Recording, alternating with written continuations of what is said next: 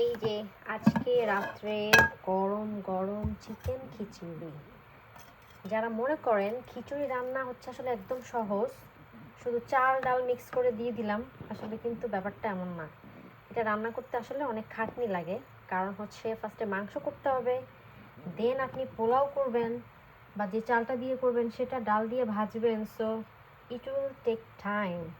তো যারা মনে করেন খিচুড়ি আসলে অনেক সহজ, মানে ভাতের চাল দিয়ে করলে নর্মালি শুধু সবজি টবজি দিয়ে একদম চুলায় বসায় দিলাম বা চিংড়ি টিংড়ি দিয়ে বসায় দিলাম, সেটা আলাদা। কিন্তু এরকম মুরগির মাংস টাংস দিয়ে করতে গেলে না আসলে এটা অনেক টাইম নেয়।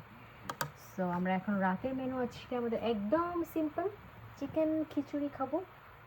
এই যে এইভাবে একটু শসা, একটু পেঁয়াজ নিয়ে খাইলে এই খাবারের যে মজা কি, এটা যে না খাবে সে বুঝবে না।